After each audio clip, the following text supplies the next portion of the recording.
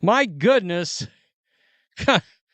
Brianna Turner was on this team for I don't even know if it was 24 hours because I can't imagine why you would sign her. I understand she's supposed to be this great defensive player, but is it worth taking a flamethrower to your fan base and your locker room, by the way? The Indiana Fever thought they were making moves. They signed Brianna Turner, expecting her to be a defensive asset, a veteran presence, someone to help Caitlin Clark lead this team into the future. But within 24 hours, Turner managed to do the impossible, turn the entire Fever fan base against her. Less than a day after signing, she went from fresh addition to public enemy #1. Fever fans were absolutely furious, not just with the signing itself, but with the fact that the team had brought in someone who appeared to be a Caitlin Clark hater. Turner didn't waste time introducing herself, but unfortunately, it wasn't with a warm welcome. Instead of celebrating a shot-blocking machine, fans were digging up receipts, and what they found was straight-up hostility toward Indiana's new queen, Caitlin Clark. A lot of the tweets did not look good at all. Old posts resurfaced, and suddenly, excitement turned into full-blown outrage. Fever fans thought they were getting a defensive anchor to pair with Clark. Instead, they got someone who had already taken shots off the court. The tweet in question? Turner mocked Iowa's celebration for their NCAA runner-up finish. You know, the same Iowa team led by Clark, fresh off one of the greatest college basketball seasons we've ever seen. Seriously, if you're going to go after the fan base you just joined, it's baffling. Turner tweeted, Iowa will hold a celebration to honor the NCAA runner-up. All players and coaches expected. Disrespectfully, I'm confused. Is this what a runner-up typically does? Fans saw right through it. That wasn't respect, that was shade. And in Indiana, you don't come for Caitlin Clark. Not if you want to wear that Fever jersey comfortably. Turner's tweet didn't go unnoticed. Fever fans immediately started calling her out, expecting maybe an apology or a my bad. Instead, she doubled down. Her response? Feel free to unfollow me or block me if that is bothersome to you. Fans couldn't believe it. This wasn't just some harmless old tweet from years ago. This was Turner looking directly at the Fever fan base, who had been celebrating Clark's arrival, and essentially telling them to deal with it. Then, reports started coming in that Turner was blocking fans who criticized her. That's a terrible look for a brand new addition to the team. Fever fans, many of whom became WNBA fans because of Clark, were already questioning the fit. They wanted ballers who would help win and play together as one. Ask yourself, does Turner fit that? The backlash hit like a tidal wave. Social media was on fire, with Fever fans demanding she be cut before she even stepped on the court. One furious supporter tweeted, "We were excited about defense. Now, we're defending Clark from our own player." Others joked that Turner was speedrunning the How to Ruin Your Welcome challenge. But this is bigger than just a few angry tweets. This is about Clark. She's not just a player, she's the franchise. She's the reason Indiana is relevant again, why ticket sales are skyrocketing, why games are getting national coverage. And Turner's first move? Take a cheap shot at the fans supporting their star player. Turner's defenders tried to spin it, saying she was just making a joke or that fans were overreacting. But let's be honest, this is WNBA Twitter. Fans don't forget. Nothing gets deleted. Clark's supporters have seen this before, from Angel Reese's taunts to Dejanai Carrington's I poke. They know when someone is coming for their star. And now, the big question, what happens next? Do the Fever try to smooth this over and tell Turner to log off?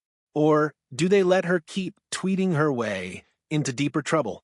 Because right now, she doesn't look like a defensive upgrade. She looks like a PR nightmare. And Caitlin Clark's fan base? They're not the forgetful type. Turner made things worse when she came back with another defiant tweet. "I will not bend the knee or change my online advocacy efforts to appease others. While I anticipate receiving criticism, hostility, and invalidation." Seriously? That kind of statement, coming from a brand new player, is not helping. Now, the Fever's front office has to deal with the locker room distraction before the season even starts. Think about it, the WNBA, is blowing up like never before. Caitlin Clark reshaped the entire league. The Fever are finally back under the national spotlight. This is their moment. Fans are energized. The media is watching. The front office is gearing up to build around their generational superstar. All the off-season moves made sense. Fans were excited.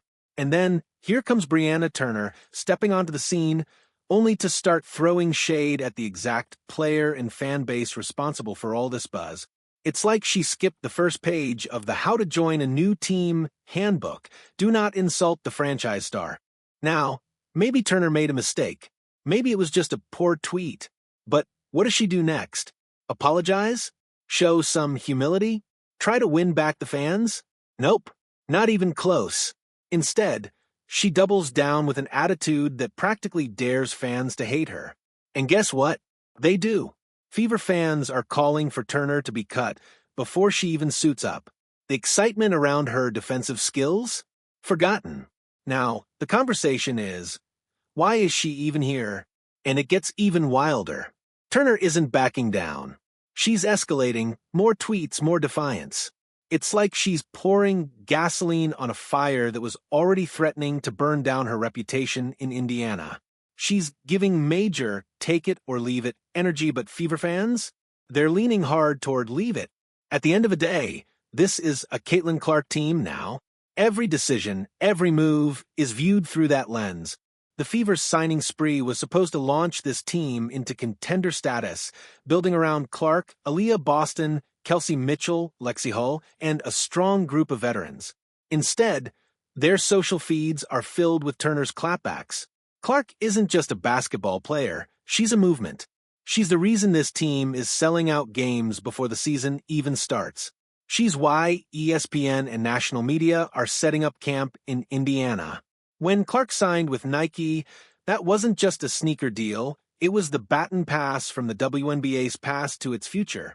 And Turner thought it was a good idea to take shots at that? Let's be real. If Turner is melting down over Twitter backlash, what happens when she's facing real pressure? When Clark is dropping 30, Boston is dominating, and Turner clanks another layup on national television, how will she handle it? When reporters ask why the defense collapsed, when fans light up her mentions, will she go off on them too? Because in Indiana, this isn't just basketball anymore. This is Clark country. And here's the real issue. Turner isn't even a star. She's not Liz Cambridge or Ben Simmons, not even Angel Reese or Aya Wilson. She's a role player causing franchise player-level chaos. The backup quarterback trying to hijack the press conference from the MVP. So, what happens next? That's the million-dollar question, or, in Caitlin Clark's case, maybe a billion-dollar one. Does Turner keep digging her Twitter grave, standing firm as the most disliked player in Indiana before she's even played a minute? Does the Fever front office step in, play firefighter, and try to salvage this disaster? Or, let's be honest, are they already quietly working on an exit plan? One thing's for sure, Turner is walking on a tightrope over lava.